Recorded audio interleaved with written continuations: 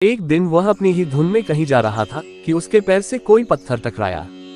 वह रुक गया। उसने देखा एक काले रंग के गोल पत्थर से उसका पैर टकरा गया है।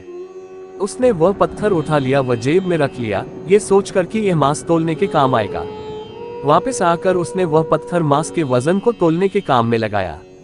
कुछ ही दिनों में उसने समझ लिया कि यह पत्थर कोई साधारण नहीं है। जितना वजन उसको तोलना होता, पत्थर उतने वजन का ही हो जाता है। धीरे धीरे यह बात फैलने लगी कि सदना कसाई के पास वजन करने वाला पत्थर है। वह जितना चाहता है पत्थर उतना ही तोल देता है।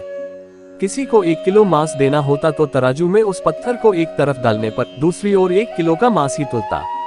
अगर किसी को 2 किलो चाहिए हो तो वह पत्थर 2 किलो के भार जितना भारी हो जाता।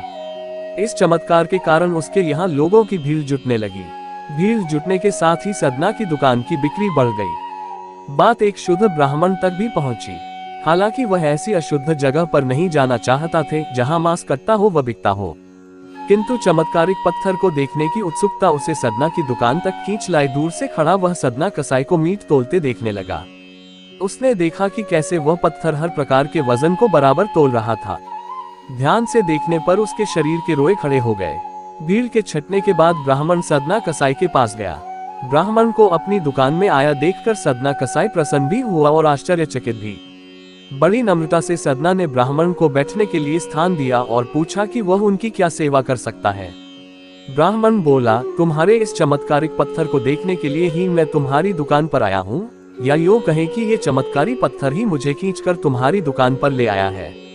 बातों ही बातों में उन्होंने सदना कसाई को बताया कि जिसे पत्थर समझकर वो मांस तोल रहा है, वास्तव में वो शालिग्राम जी हैं, जो कि भगवान का स्वरूप होता है। शालिग्राम जी को इस तरह गले कटे मांस के बीच में रखना व उनसे मांस तोलना बहुत बड़ा पाप है। सदना बड़ी ही सरल प्रकृति का भक्त था।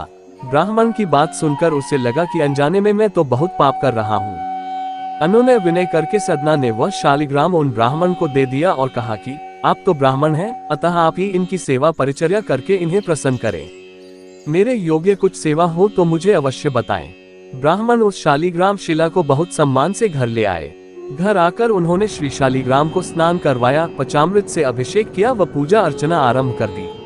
कुछ दिन ही बीते थे कि उन ब्राह्मण के स्वप्न में श्री शालिग्राम जी आए व कहा, हे ब्राह्मण, मैं तुम्हारी सेवाओं से प्रसन्न हूँ, किंतु तुम मुझे उसी कसाई के पास छोड़ आओ।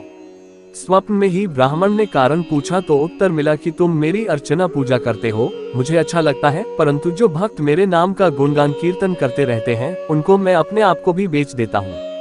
सदना तुम्हारी तरह मेरा अर्चन नहीं करता है, परंतु वो हर समय मेरा नाम गुनगुनाता रहता है, जो कि मुझे अच्छा लगता है, इसलिए तो मैं उसके पास गया था।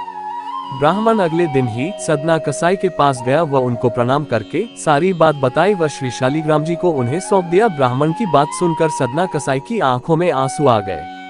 मन ही मन उन्होंने मांस बेचने खरीदने के कार्य को तिलांजलि देने की सोची और निश्चय किया कि यदि मेरे ठाकुर को कीर्तन पसंद है तो मैं अधिक से अधिक समय नाम कीर्तन ही करूंगा।